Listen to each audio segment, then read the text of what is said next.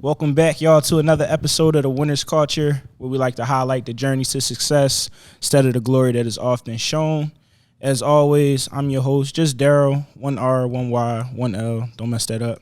To my left. Hey, y'all, it's Bondi. You always laughing. Then to my right. What's going on? It's just JJ. All right, and we are back with another phenomenal episode. Today we are here with the actual director of nighttime economy and business development in the city of Philadelphia, Mr. Raheem Manning himself. How you feeling? I'm feeling good. Thanks What's going on, good brother? Appreciate you being here. Appreciate you being here, man. So, just briefly, when we heard the title, and I was like, the mayor of the city of Philadelphia with nightlife. Most people don't have that in a city unless it's a major city potentially. Could you explain just briefly what that might mean, what that looks like? Yeah, no problem, man. Number one thing I get, because it is a new concept in the U.S. is like, well, what actually do you do? Like, what is a nightmare? Right. And so little history about the position. The first nightmare in the world was Mirak Milan in Amsterdam. Okay. And I think, don't quote me, but like in 2012, 2013, and he was brought on to kind of revitalize Amsterdam's, nighttime touristy district, which is like Rembrandt Plaza, if you've ever been there, where like the red light district and everything is at. And so that concept took off in Europe. And so then we had a lot of nightmares popping up in Europe. And then it started taking off in the States when we got a hold of it. And so now all together there's maybe about 85 nighttime mayors, nightlife mayors around the world. There's only about 14 of us in the U.S. with a couple cities bringing them on. Philadelphia, we're the second largest city with one. So New York has a nightmare, and then we have one here in Philly, but other cities are like Atlanta, New Orleans, Pittsburgh. Austin has, Pittsburgh. Right? Pittsburgh had one before us. Shout out to Pittsburgh. And then like Austin, Nashville just brought one on. And so it's taken, a hold in the U.S. and people are seeing like what it means to have a government person kind of focus on promoting a city after 5, because it's such a big economic driver that most cities don't really pour into, right? So like a cities with like really popular nightlife, a lot of times that happens in lieu of government and not because of the development and the intention of government. We're trying to change that. Okay. So in our research, we discovered that we're gonna take it back. We're gonna take it back a little bit. In our research, we discovered that you traveled to South Africa in high school to meet Nelson Mandela with Will Smith. Can you give us a little bit about that story, and also like, did that inspire your love for travel? Some good research there. Yeah, it's online. I'm trying. Hey, I know, man. That internet is crazy. ChatGPT. So in 2005, I was a sophomore in high school. And do you guys remember I don't know how old you guys are. I might be aging myself here, but do you guys remember MTV had this show called TRL, Total Request Live? Yeah. Okay. Y'all remember TRL? It's a safe space. I don't know if you remember TRL. It's a safe space. No, we was there. Vanessa, the girl Vanessa, and the guy Nick. Yeah, so TRL, they used to do these high school reunion episodes where they would have a celebrity guest come on and they would surprise them with their high school, in the audience. And so it was Will Smith's turn. And I went to Overbrook High School, the Castle on the Hill, which is where Will Smith went to high school at. Of course, we didn't go at the same time. But so I was there. This is back in 2005. So my principal goes up, takes all the seniors to TRL because they had sent down for all the seniors, and they surprise Will. And she meets Will Smith, and he's like, hey, I'm actually going to South Africa in 2 weeks. I am the ambassador for Nelson Mandela's organization. It's called 46664, which is his prison number. He turned that into an organization to fight AIDS on the continent. And concurrently, MTV, which was also launching MTV Base, his Africa network. And so all these things were happening, and he was like, listen, I'm going in 2 weeks. Give me your top students. I'm going to take them with me. And so I remember, of course, I knew the high school was going up there in TRL. We had to watch it or whatever and whatnot. And so that Sunday, my mom got a call at the house. I hear my mom screaming and hollering. And I'm like, what in the world is going on? So I go back there. She's trying to get my name out. She's screaming and hollering. I'm like, Mom, what are you? She's like, you go to Africa. You go to Africa. You're African Will Smith. You go to Africa Will Smith. I'm like, what are you talking about? Like, who is on this phone? So I got the phone. It's my principal, and she's like, tell your mom, calm down, Raheem. She said, Will Smith is going to take us to Africa to meet Nelson Mandela. When you come to school on Monday, bring your birth certificate, bring your social security card. Get there Monday. Will has a team at the school. They take everything. We get passports in record time. And he sends us luggage and all. And we go to South Africa. It's my first time on a plane. Wow. 20-hour flight straight to Johannesburg. And we were there for the better part of 2 weeks. And it was one of the most amazing experiences ever. Got to meet Nelson Mandela, talk to him, ask him questions. Really. And at this time, he was maybe 90 something this time. He was also, up there, maybe 89, but up there. But still powerful, still, just very inspirational. And so, again, that is exactly what sparked my love for travel.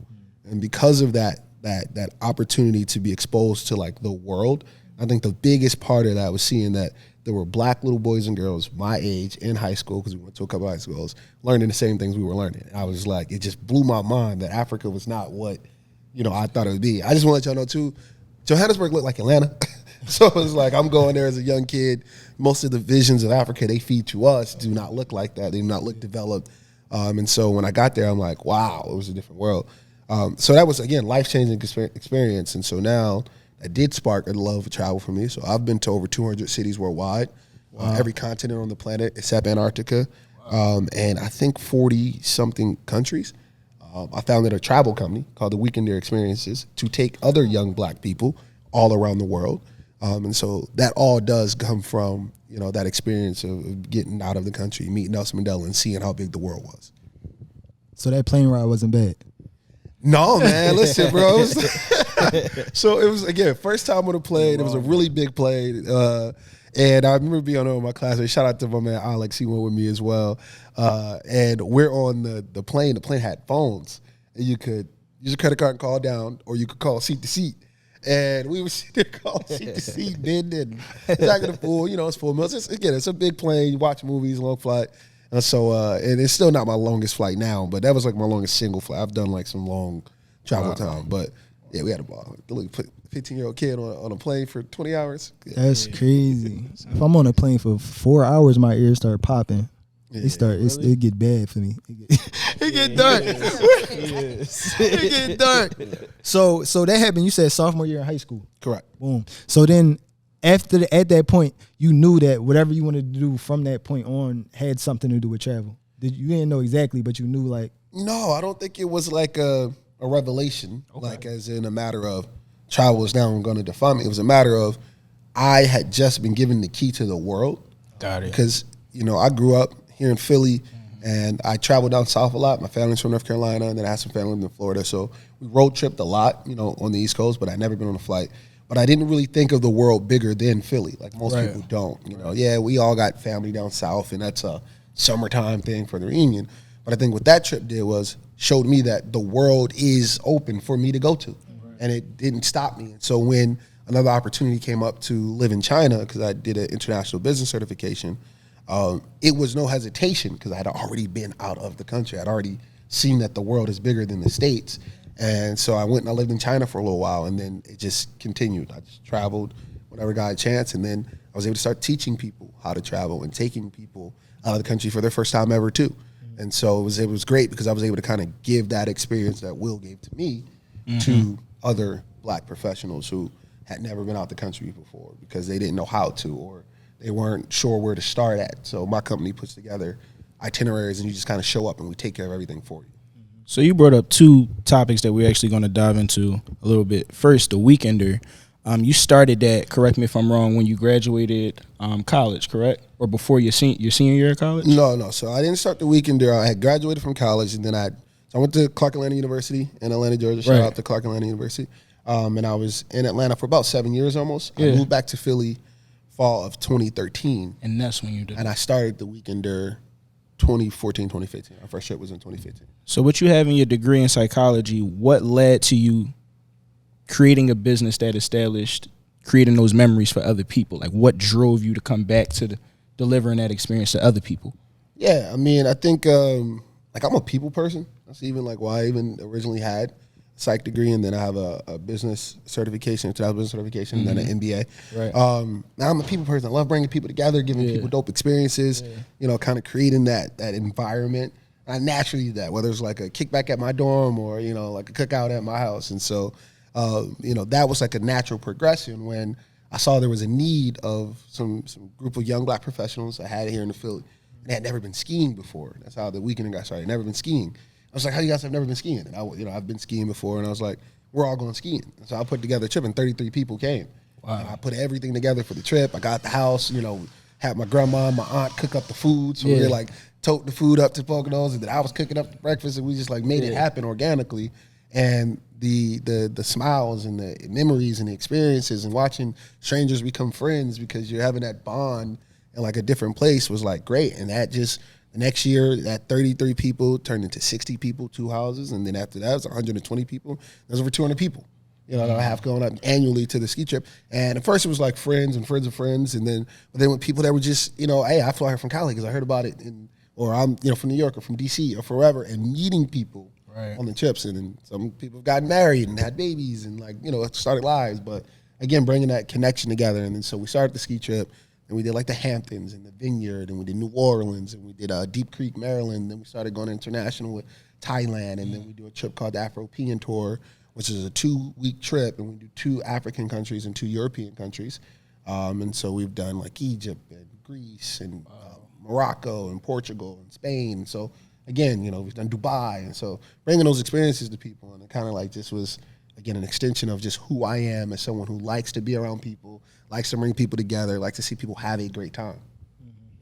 So like a hobby turned passion. Yeah, absolutely. Yeah, because when I started, I was working at Enterprise, and then it was just a point where the business, was primary and my job was secondary. And I went and quit my job and went back to get my MBA to kind of perfect my business skills. And so I was in school getting my MBA while, building my company. So it would be times where like I would be flying in for class and then flying out after class to go to another trip that I had planned and was taken care of. So it was like, it was a lot, but I could imagine it's a lot. I feel like when you say it, people probably think it sounds fun, but I'm just thinking like the work as well with doing that. About the added chaos though really adds a little flair. Yeah, a little living out of suitcase, a little razzle dazzle. Everything travel size. Sure. So my sister, she went to Spelman. I know a good amount of people that went to HBCUs. Specifically, what y'all call it, the AUC? AUC. Something like that. How did that experience play into like your choice of profession and like how you was able to see yourself as a professional and build your business? Yeah, man. I think I owe a lot of who I am to Clark Atlanta University. I think I got a lot of my foundation from Overbrook High School and the things that I did there. And I took that foundation, went to Clark Atlanta, and found out who I was. And I think that was really great because the networks that you get in AUC, like they just don't die. Like it is, our motto at CAU is find a way to make one. And we also have culture for service, but that I'll find a way to make one is ingrained, into all of us. It's like there's no option for a no. You make it happen. You're a go-getter. It's really a school of overachievers. So even like when I started my company, my first customers and supporters were all my network from CAU or, the AUC, Spelman, Morehouse, all of them. Like they were coming, and that's how word spread. I started my Philly network here. That second trip, my fraternity brothers and people from CAU got word, and they came from New York, and they came from DC, and they grew, and it's like, it's always a support system there, and it's always something I go back into and I pour in. So, that HBCU experience is invaluable, and I take that everywhere I go.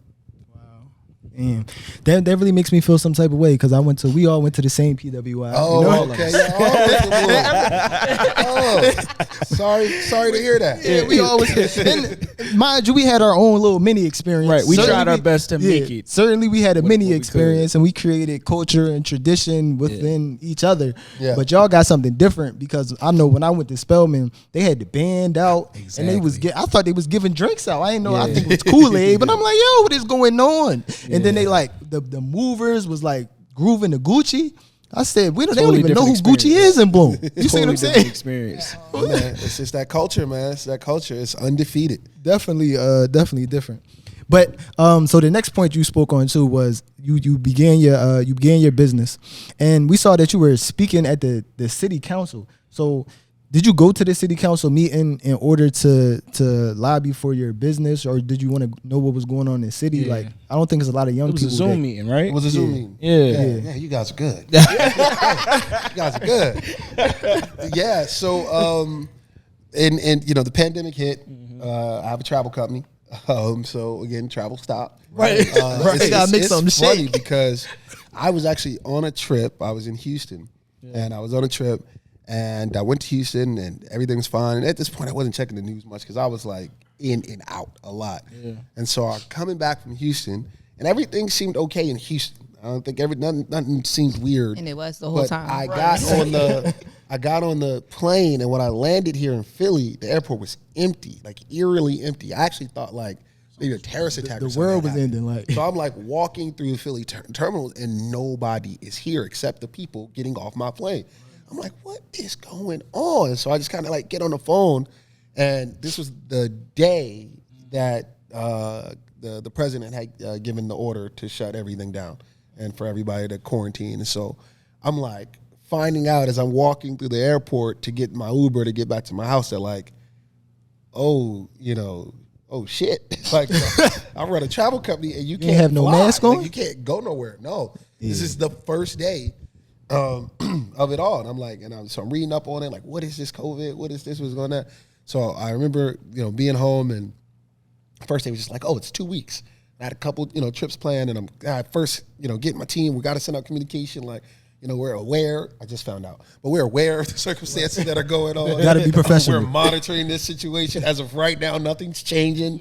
And 2 weeks turned into 2 months and turned into. So again, we had to pivot, and we were able to pivot, and we were able to make sure that our customers were taken care of and give everybody, back their money. So nobody lost any money, anything with us, fortunately. But then what happened is that so a lot of like grants and stuff started to come out to help businesses, and I'm like, okay. And Philly was giving out kind of a lot of grants, but every grant that Philly gave out had this clause on it that said you had to be a brick and mortar business within the city limits, to qualify for the grant. And so for me as a digital business, I run my business from my laptop. My business is incorporated in Philly, so it is a Philly business, and I employ a lot of Philly people. So for my trips, like I take videographers, photographers, DJs, chefs all around the world with me, and they all, like 90% of them come from Philly. And so, again, I'm providing for the creative ecosystem, the creative economy here in Philly, and I'm a big part of the creative economy when it comes to that part, but didn't qualify for any of the grants or the aid that was being given out for COVID relief. So I have a good friend named Sierra, and she's an artist here in the city.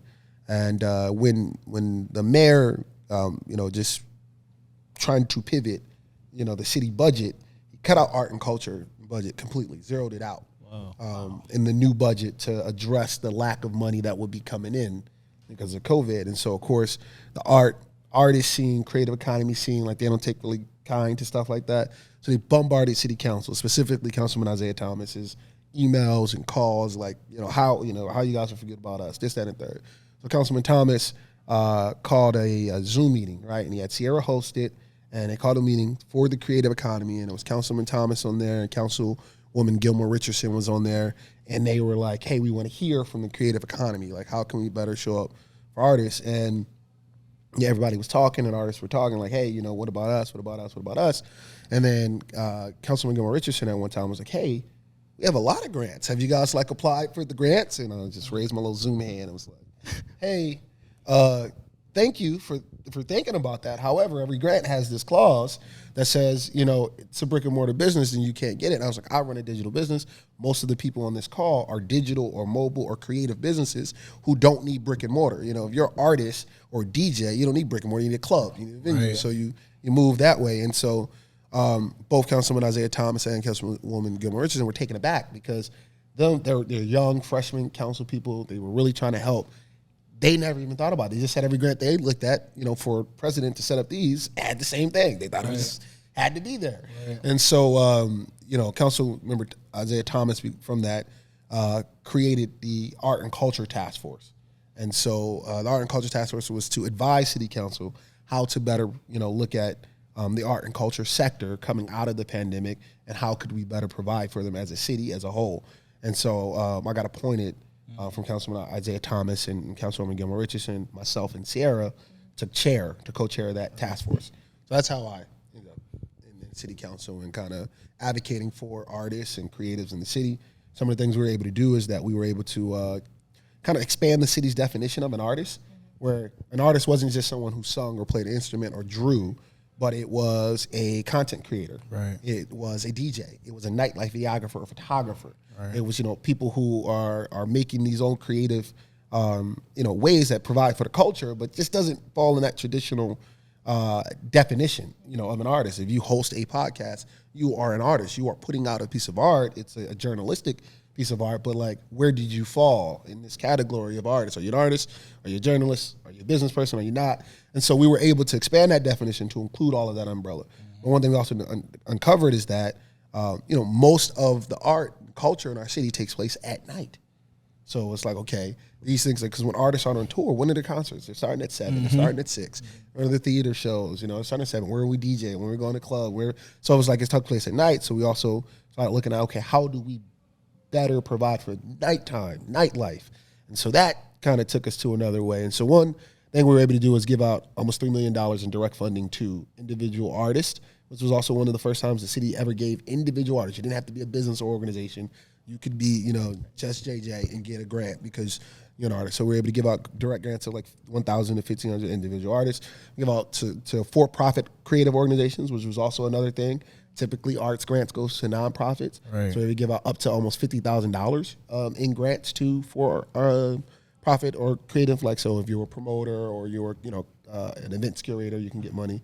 But then we also author a proposal to create the position of nighttime economy director in the city, or the night mayor. After learning about it through one of my task force members who worked on a global recovery plan with all the nightmares to like how to better open up. After the COVID, I was okay. Well, we need something like that here in Philly to be a representative for artists and creativity and growing our nighttime economy, but also to make our city more competitive for the future. And so I, along with a couple of my task force members, authored this proposal and submitted it to Councilman Isaiah Thomas, who did the work, got it legislated, and that's how we got us a nightmare here in the city of Philadelphia. So you pretty much like created your own position. I did. Yeah. Find him here. Literally what he said. Yeah. I think it's fire that you were able to be like the catalyst for e-commerce and digital commerce in that regard, and that you also didn't forget the people that you brought that worked alongside you in your business. So people who are in the field of like culinary, whether that's your art, or photography or videography, whatever your art is, to expand that definition and include them, I think is fire. But it's kind of like you uncovered one need and then uncovered some more. Needs, yeah. But the good thing again is that like most people can observe a need, but not many people can do the work to fill it. Yeah. And I think it's fire that you were able to do that. A question I'm gonna ask you, and I'm gonna ask the floor also, like, what do y'all think is, I guess, the drive of creators in a nightlife experience? Like, what is the impact that they have on nightlife? I think, first of all, I want to give you your props. You just did a phenomenal job of answering our next 3 questions. I was thinking the same thing. Like, he rolling through. Oh, my bad.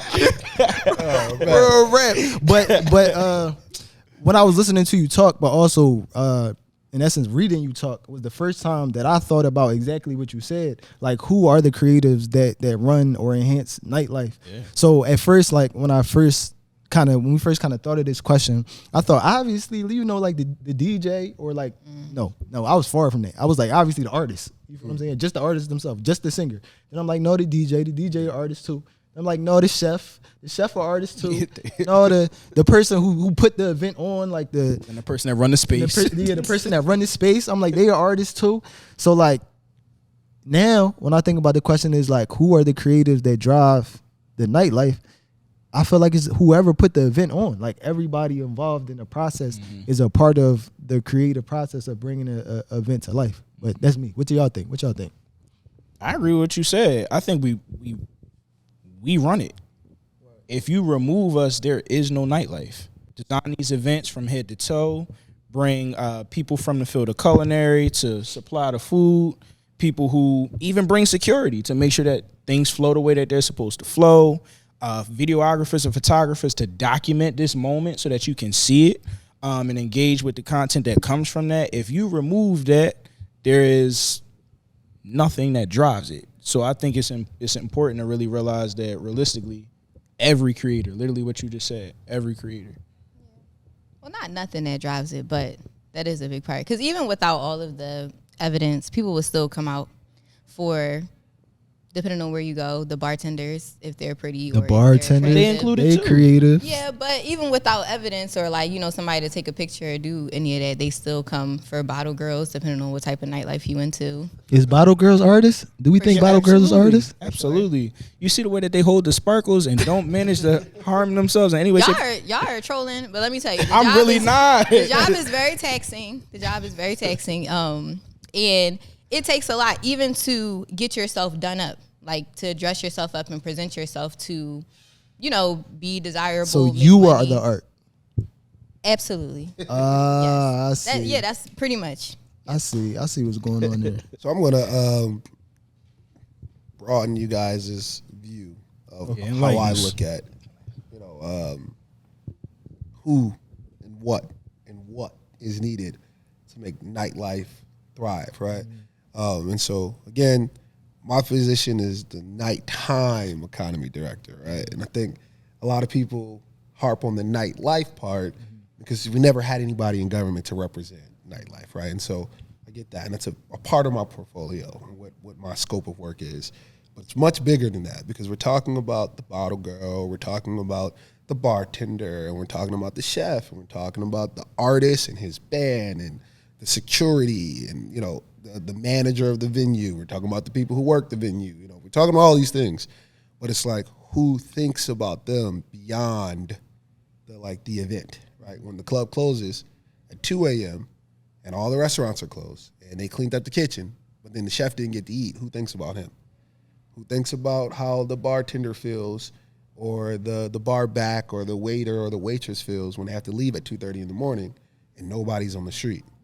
Who thinks about, whether it's too dark for them, how to light up a street, lighting, design, where they can eat, where they can go, put their money or their tips that they made in the bank so they don't, feel unsafe with all this cash.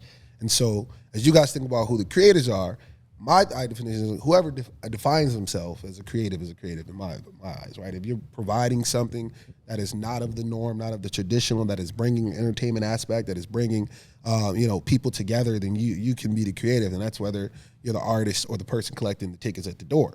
But at the end of the day, is I think for my job to help you kind of grasp more so what I think about every day and what I'm here to do is how do we show up for those people who make the culture? And again, the same way, if you work 9 to 5 downtown, you have a place that's catering to you to eat.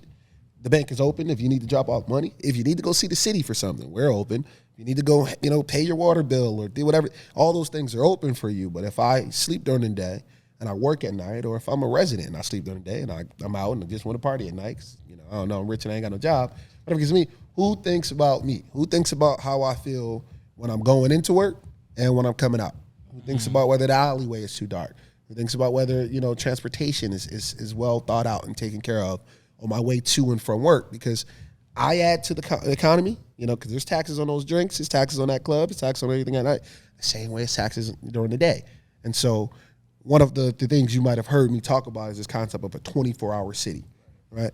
What is a 24-hour city? Well, one, it's not a city that parties 24 hours, right? But a 24-hour city is a city that has a plan for what it looks, feels, and operates like at 2 p.m. and at 2 a.m. that provides the same support to its employees that work at 2 p.m. and at 2 a.m. That definitely brought in, I definitely wasn't thinking about them when they left the club at 2 a.m. But I feel like hope life you get home safe. pre-COVID kind of, it wasn't perfect, but there was it catered to that a little bit more. So Things were open much later. Yeah, a lot later. We're still struggling with getting back to that. For sure. I remember the 24-hour Walmarts and Targets and even the restaurants and dive bars and things that would be open for nightlife people, whether you were working or leaving the club. And I think the pandemic put a big stop to that, and it's been a slow walk getting back to that. Yeah, and again, that's what my job is, to kind of one, make sure we get back to that, but do it better. Yeah. That we're intentional about it, that we're providing resources and thought behind it, but also that we're innovating. One thing we can never forget as a city, whether you want to think about it or not, is that we are competing, right? We're in a global place.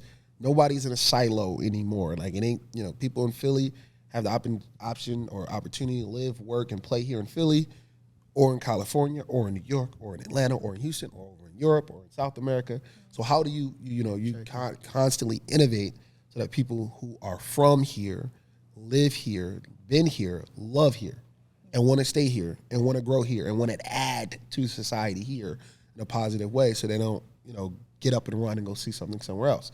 And then how do you attract people here, and make people get here and fall in love and want to stay? And so that's how a city grows. That's how a city gets better. That's how you address a lot of concerns. More people you come in, more tax base, more residents, more thought, more brain power, more innovating. And so therefore, that's how your city grows and tackles the problems it's dealing with. So have you found like a lot of support for your style of thinking or this type of thinking? Or now that you've innovated this new way of thought, have you had to find like make supporters, or have people already, like, you tell them like, this is the plan, this is what other cities are doing, we need to innovate, we need to keep up, and they just with you? Yeah, man, I think I've actually received a ton of support in this role. I think from just the public sector and like residents and businesses and people who are in the nighttime economy. I mean, they get it, like they've never had a voice, and now I'm able to be a voice for them. And that's, again, whether you're working at night or you want to party at night, or you are, cleaning up at night, whatever it is that you're doing, and you feel like, okay, I get this. So that's really well. And then intergovernmentally, I think I am bringing a very new way to think about some of the traditional problems we have in the city, or the traditional things we have to think about, and everybody's been very open to listening to it, and I'm really big on not reinventing the wheel all the time. Like, so I do a lot of research. I talk to night mayors all around the world every month. We all are on a call. If I have something that I think I want to address, and I think they've addressed it before, I look to them, but vice versa. Now we're starting to be an example for other cities, right? So I speak all around the world. I'll be in D.C.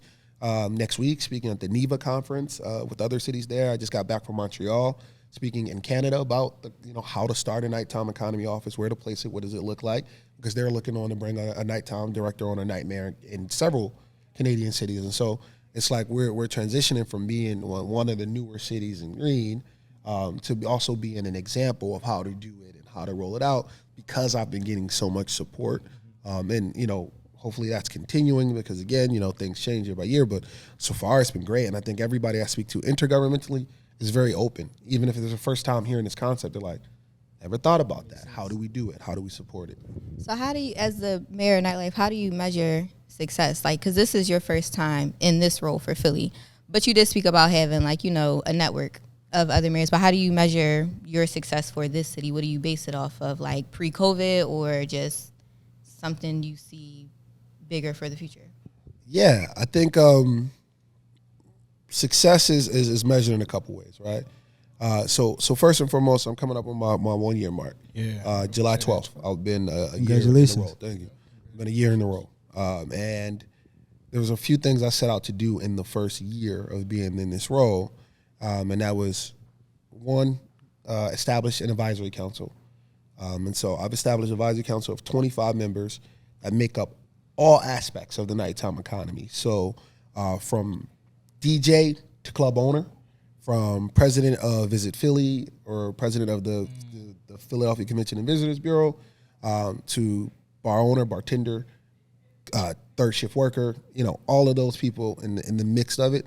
And that advisory council is kind of like my conscience as I go through. And so the second part that I established for myself as a goal is a listening tour, a year-long listening tour, in which I got out and I just talked to people in the nighttime economy, businesses, organizations, residents, to listen to what they want their nighttime economy to look like and what they want from the city to help support, and grow the nightlife and the nighttime economy, because it's not my nightlife, it ain't my vision. It's what is our vision as a city, and how can I, as a conduit to city government, help make that happen, right? And so what do we want? Because there's some people that want to sleep, there's some people that want to party, and we can do both. And so I'm here to mitigate and show and come up with the ways that we can do both. So that was another goal. My listening tour started in October. It's going to go through to, and I am over 120-ish stops into the citywide listening tour. It's over 250 businesses, organizations, residents engaged. And I'm compiling all of that data I'm listening to. But the third thing that I put as a goal for my first year was to publish a nighttime governance plan. And that nighttime governance plan will take all the things that I've heard throughout my listening tour, some of the things that I've also observed and talked to people about, list them out with what's the issue, and then here are some proposed solutions based on my research, based on my listening tour, based on what the people need, what they want. Here's how the city can fix these problems. Some of them are short-term things, Some of them are, one thing might be as simple as trash. Okay, we need an extra trash pickup day in our entertainment districts. Let's get that happening. How can we make it happen? Very, very simple. Some moving parts, but not something dramatic.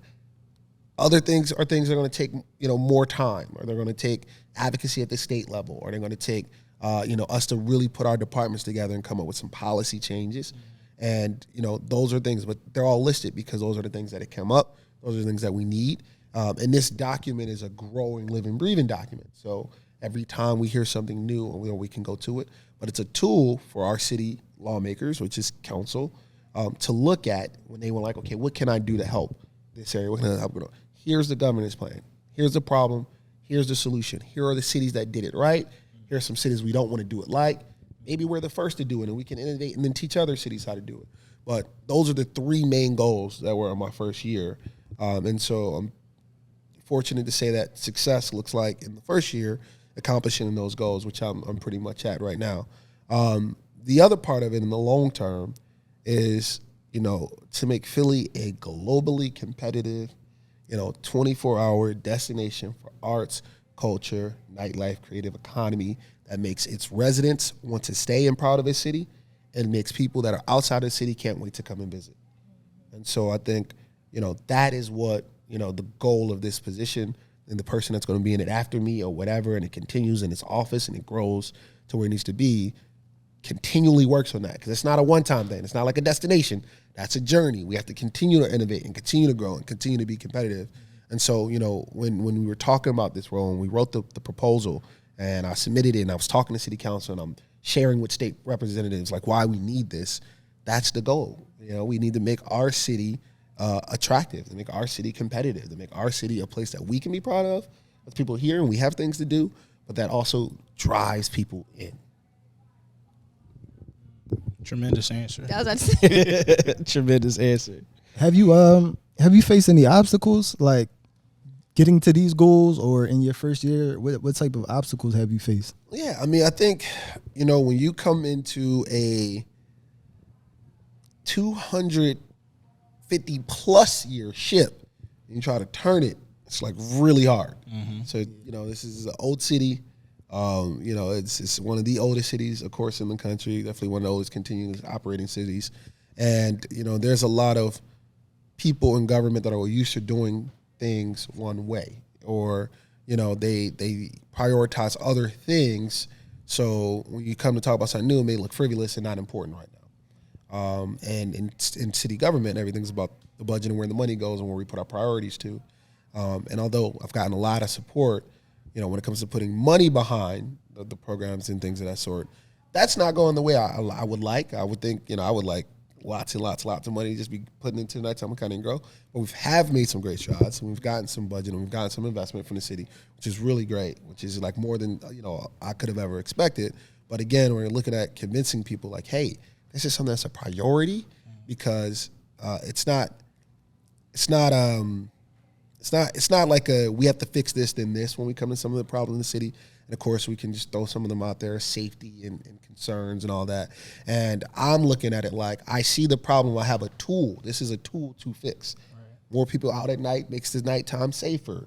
Investing in programming and getting people more things to do, make our teenagers more welcome and feeling inviting in their city, and they feel better about their city. Right. And then maybe they take care of it and they act different. Like, these are tools. And so I think convincing people sometimes that, like, that problem you're trying to solve, here's an answer, like, use me, is sometimes a little frustrating, because, again, if you don't traditionally think that way, and if you haven't, had the opportunity to sit down and really hear me out, right, you might not ever even see me as a tool to fix a couple of these problems. So I have some programs I'm looking to roll out that will address a lot of them. And fortunately, Commerce Department, where I'm based at, is backing some of those programs. Council and Isaiah Thomas is backing some of those programs.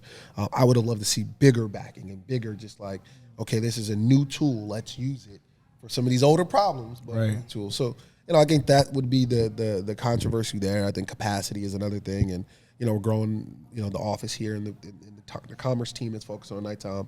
We're growing and hiring now, which is really great. So I'll have more capacity because it is just one nighttime economy director, which we should be in office, which we're working on. And I think the good thing about it is even with those oppositions, I have a lot of support that see what the goal is and how we get there.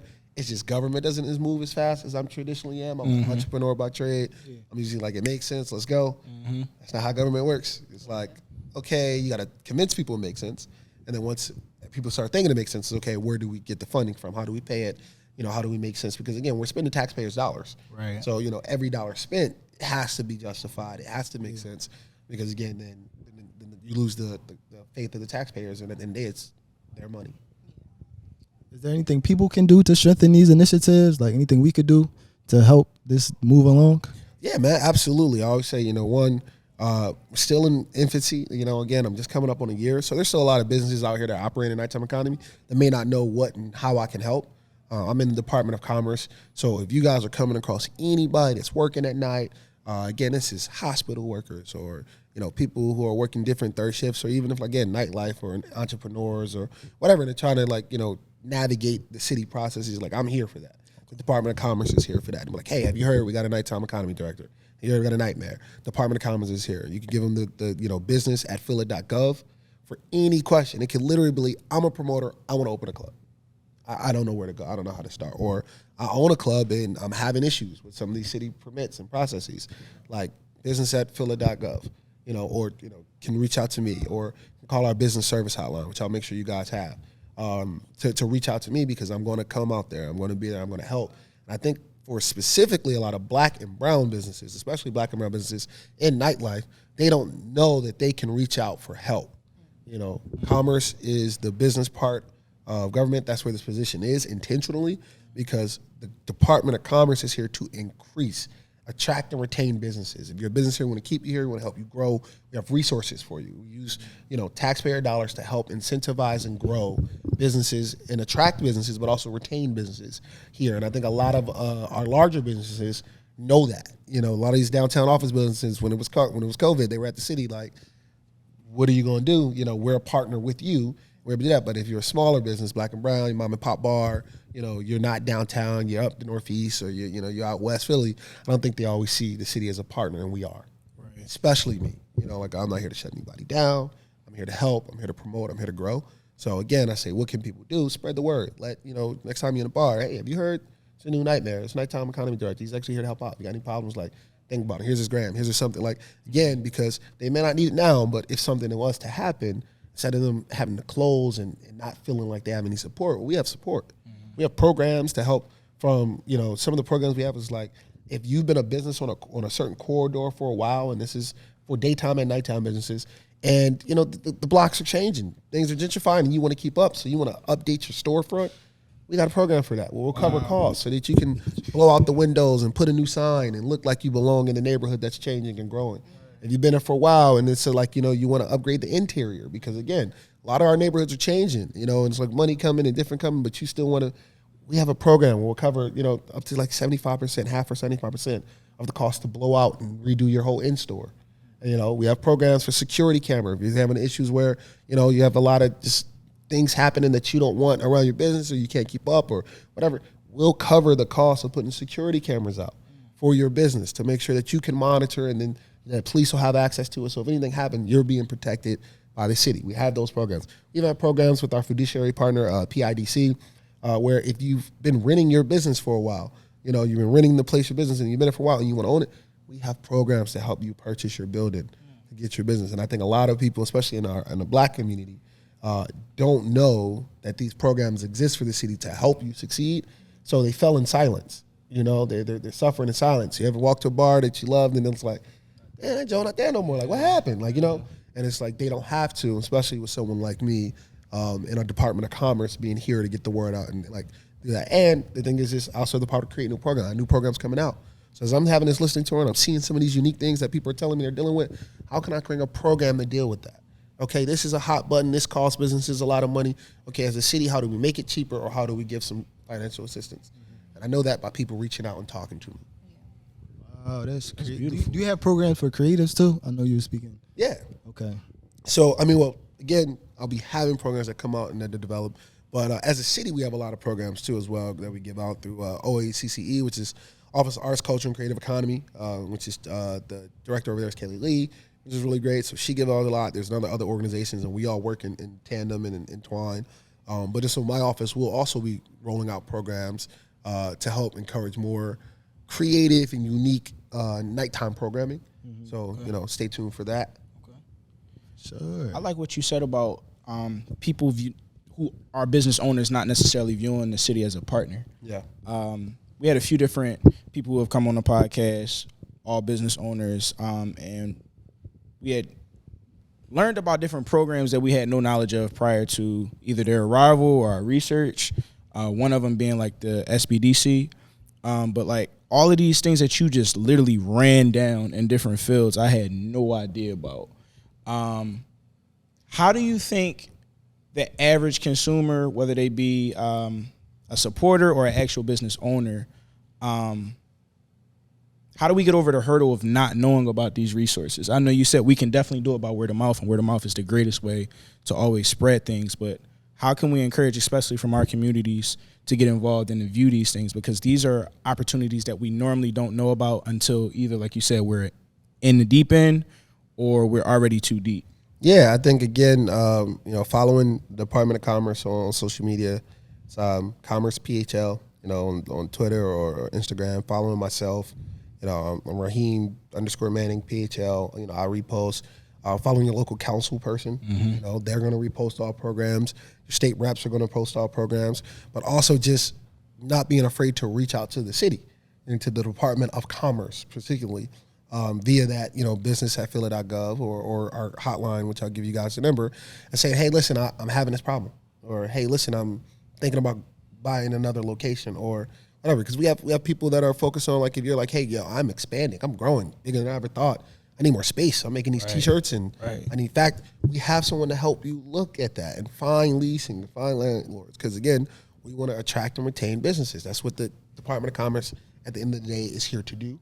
It's one of the bigger departments in government and city government.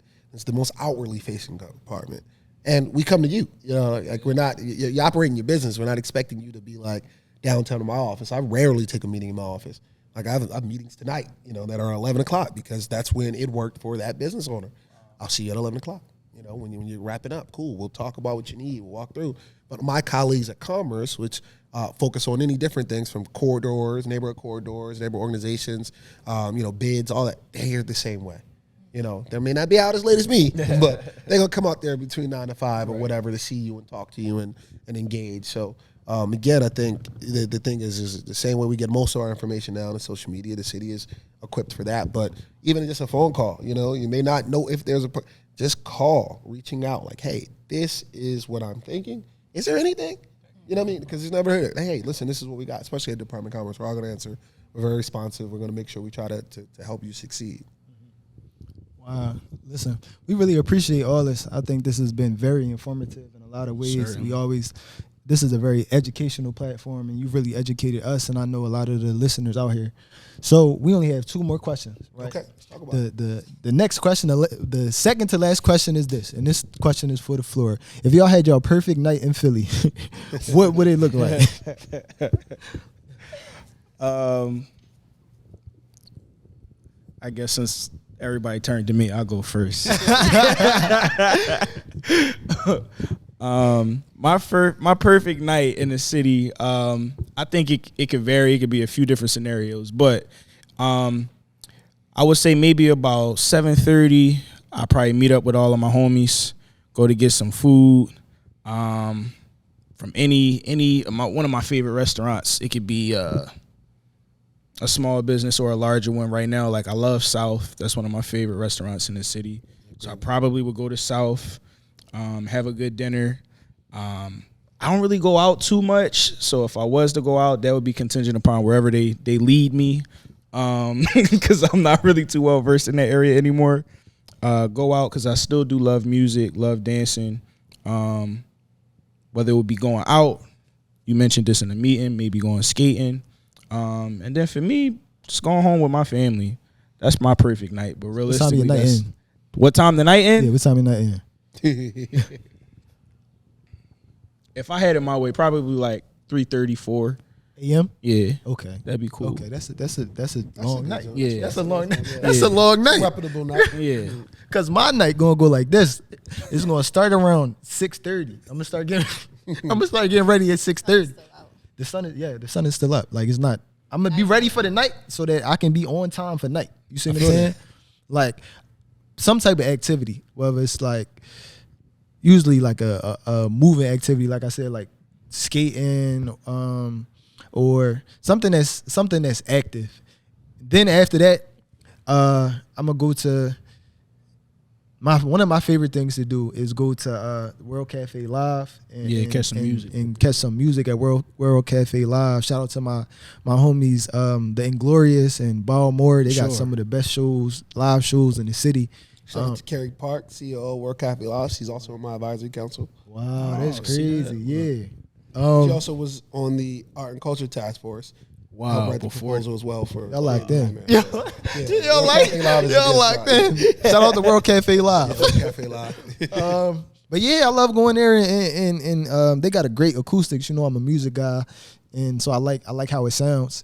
And then from there, it's really whoever I'm with or whatever the guys is doing, but something slow, like maybe going somewhere like South Street or like somewhere at 40th Street, like that type of place where you could just kind of walk and go into little places like that. And then I'm gonna be done all of this. I'm gonna be done all of this by like 10:30, 11. All right, Papa. I'm gonna be done all this, and I'm gonna holler at y'all, unless it's a special occasion. And then I like going to the Saint. You know, shout out to Nash. Shout out to AMH. Shout out to all the homies at the Saint. But that's like a rare occasion. You see what I'm saying? Like something got to be happening. I got to be going to support the homies, or somebody got to be having an event, because I do love artists. By artists, I mean curated events that a lot of the homies be having. So I'll attend those. But if it's on my own time, I'm done by 11. Wow. Okay. Yeah. So compared to them, my nightlife is just like, I'm just gonna start off by saying I'm not getting in the house until 6 a.m. I'm just not. There we go. That's when the sun come up. Yeah. Yep. Sun come up at 5. And there have, just side story, there have been plenty of times. One of my most memorable times though was in Miami. We walked out of the club and the sun was up. Like we were walking out and it was like we felt like vampires. Like you never realize how dark it is in the club until the sun is out. But anyway, so my perfect night out, me and the girls, we getting together. You know, the FaceTime call started at about 3 o'clock, 3-ish, 5-ish. Everyone's kind of like picking out their outfits, talking on the phone, you know, finalizing hair. You go to the liquor store, to the market, get your little pregame together. And the pregame starts at the house. Like if it's an occasion, a girls night out, like everyone's usually getting dressed together. Mm-hmm. So it's kind of giving like college dorm room, 5-6 girls running around. Anyways, everybody's getting dressed. You taking shots. You listening to music. You having fun. Like the pregame is they get ready. What time that start? Maybe about like, I don't know, 9 o'clock. Okay, he getting ready for bed. Wind it down. Yeah, like 9:30, 10 o'clock. Like we're not leaving the house until 12. Yeah, JJ sleep. So you go to the initial event, whether it's a birthday, you got to show up for a birthday celebration, or like a, you know, just anything like that. So you go to the initial event, and then you go to another event after that. The kitchen might still be open. You get a little wings, get a little hookah, like, you know, just pop up, maybe a little hookah spot, something like that. Then after that, you go to an after hour. Again, the kitchen's probably still open. I don't know how lit everybody is at this point, but it's a range, so everybody needs something, whether it's water, wings, like everybody needs something, and you can get that at the after hour. And after the after hour, you probably go, I don't know, the Crown, David's, Wawa, Chinese store. Then you go home. That's a night. I like that's a night, that. right? That's a night. I think that's a night. What's your night look like? My nights be long, man. I wake up in the nighttime. Yeah, man. You know, I think what I love what you said about there is a special energy to coming out of the club and the sun touching your face. Yes. It literally it's like it gives you this like mission accomplished. I did that last night. We had a time last night. We had a time. And I first ever got that experience in Europe. And, you know, they party like that in Europe really well, where like they're on your schedule. Like, you know, man, they're having dinner like on the weekend. Dinner doesn't start till 11 or 12. You know, it's 10 at the earliest, right? That's where dinner's starting. 10 to 12 is dinner. Then from 12 to 2, they're hitting the bar. You know, they're going to the bar, they're rocking the bar, the pub, there's pregame. And then at 3, they're just getting to the club. And so, you know, I remember one time I was in Europe, I got in the club at like 2:30, and I'm like, well, ain't nobody here. 3, 4 people just coming to the club. 5 people just coming to the club. And then you're there, you're having a good time, you're rocking the music, and the club just like didn't let out until the sun was just like high in the sky. You know, and it was like, that was a night. Like, it was a good joint. But what it also allows you to do, I think sometimes we don't understand here in the States. Like, if you don't party on a Friday, you get off at 5, 6, or whatever, you really don't got much time. You got to go home and clean up, do something, get your fit on, and then you're out. It's a fact. And you got time to go to sleep if you ain't got to be in the club till 2, 3, you know, which is that. True. So I guess to answer the question here in Philly and keeping it as general as I can, because I love all of our great experiences and venues in Philly, and I support them all. And everything and anything and anywhere you go is a great night. And I think what I love about Philly is that I can have a perfect night and not even leave my neighborhood of West Philly. So I can do dinner at a restaurant in West Philly, and then go to a West Philly bar, and then go to a West Philly club, then hit a West Philly after hour. Because that's where they are. And so do that. But I can do that whether I'm in Passyunk or Manayunk or Northern Liberties or anything. And that's like the uniqueness about being from Philadelphia. That's what we offer to everybody else, is that you can get 1,000,001 experiences that are always different, because we're a city of neighborhoods. You know what I mean? And each neighborhood experience is different. Whereas, like, you know, some of our other cities we compete against, like in New York or DC, they're not as neighborhood centric as there are. So, like, if we're staying, you know, where we're staying, we're staying Northwest, Southwest, whatever, in PG, whatever, you're going to U Street. Like, you know, that's where you're going to start. Same thing in New York, you're going to Meat Passion District, you're going to, you know, they have gyms everywhere, but we literally can go to, like, and there is a club in the Northeast that you never heard of. It's probably the latest thing in the world. You know, and like, you as a Philly resident, you can like go and be like, wow, you know, and like, that is what our market has and no one else has. That's what I want to package and sell, right? So that if even you're a tourist, you come in, you had that perfect night, and you did the downtown, and you did the Broad Street, and you did the show, and then you come back and you're in Germantown the whole time. You're like, wow. You know, or you do Manayunk, which feels like its own little city.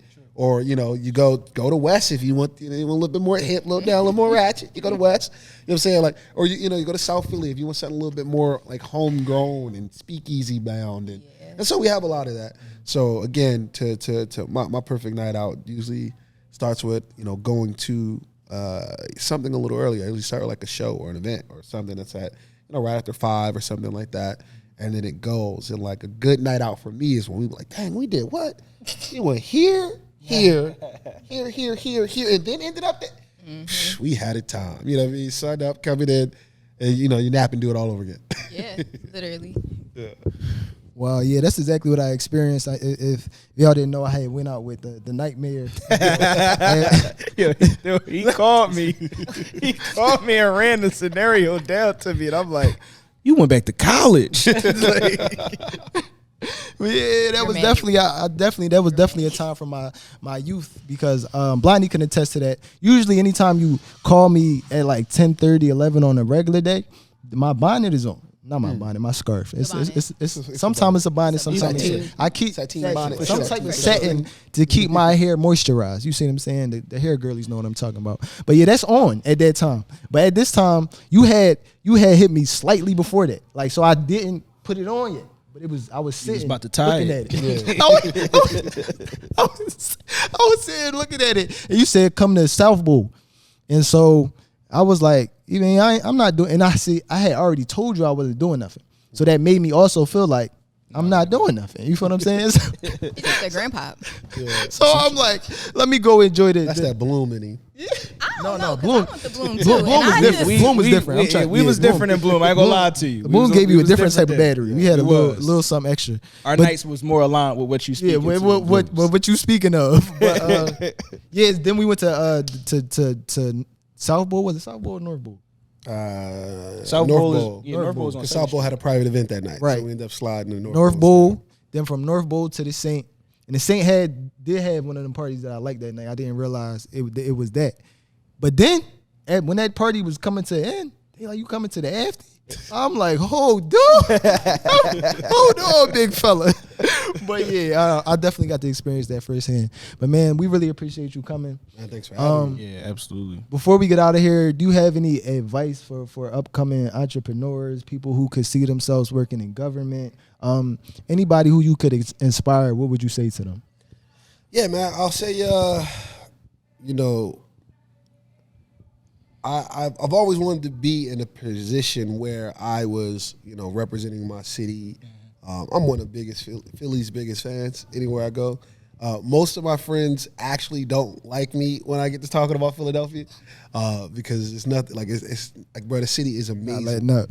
I've been to over 200 cities worldwide, and I still choose to come back and live here. And there's no place like this city, you know. And like my message to entrepreneurs or anybody that want to do anything in the city is that it can happen here.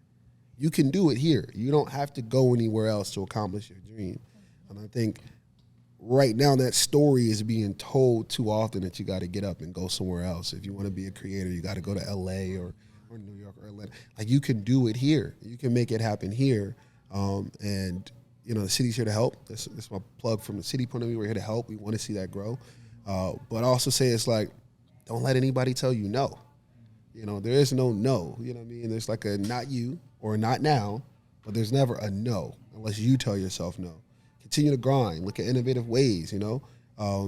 Don't be afraid to deviate from what you think the plan is as long as you know the goal.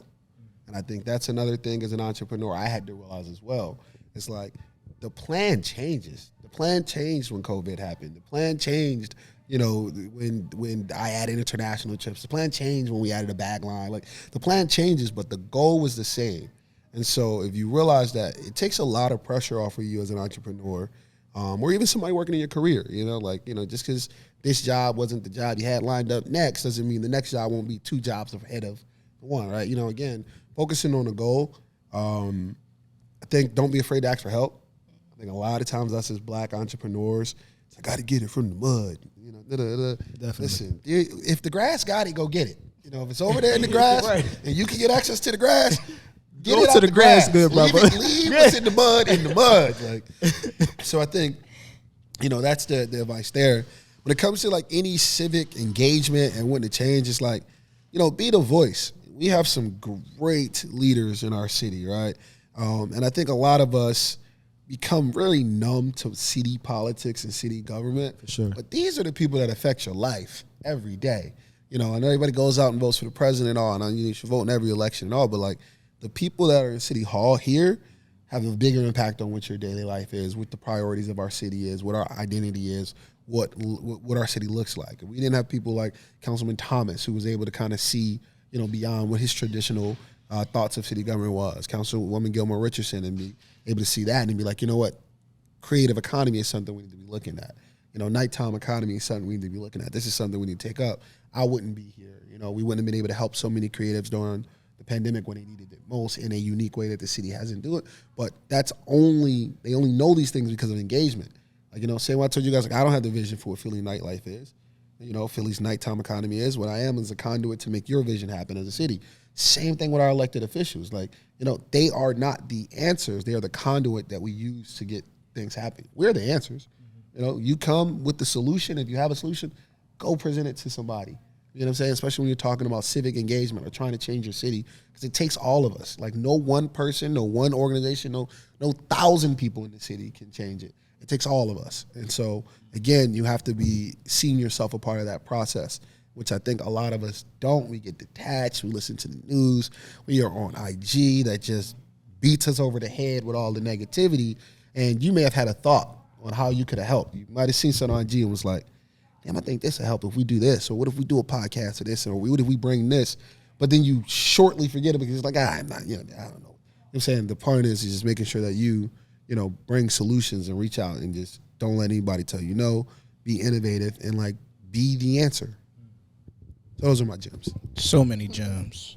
So many gems. Again, we appreciate you for sharing your time with us. No problem, definitely, and enlighten us on what you do, and then also all of the ways that the city can benefit from what you bring to it. For the people that want to, again, engage with you, support you, and then look to you for support, where can they follow you? Where can they get in touch with you? Yeah, man. So I am on Instagram at Raheem_Manning PHL. I'm on Twitter at Raheem_Manning.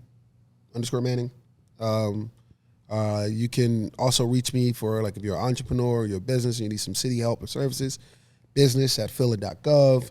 I'll make sure to give you guys the business hotline, and you can tag or put in the comments or whatever for the podcast, or just DM me. I respond to DMs. A lot of business owners just DM me, and I'm like, hey, where you at? I'll be there. Again, engaging that way. If you reach out to the Department of Commerce, it comes to me. We'll be there. So whichever way we can help there. And so, I'm a pretty accessible guy. Again, I'm the nighttime economy director of the Nightmare. So I'm out at night, so if you're working at night or if you're business at night, wherever it is, even if it's during the day, I'm there. So again, feel free to reach out, and we're here. I'm here to help any way I can. Solid. Appreciate it. Appreciate all of the insight. Again, y'all, as always, this is a phenomenal episode of The Winner's Culture. Be sure to share this content with somebody that may need it, whether it be a business owner, family, friend, whoever. Just make sure you send it to somebody else that needs it. This is and digest it as you need it for yourselves as well. Be sure to follow us also on all of the social media platforms at The Winner's Culture. And then shout out to Studio 524 for hosting the podcast. Send it to somebody else that needs it. Until next time, y'all, you need it for yourselves as well. Media platforms at The Winner's Culture. Out to Studio 524.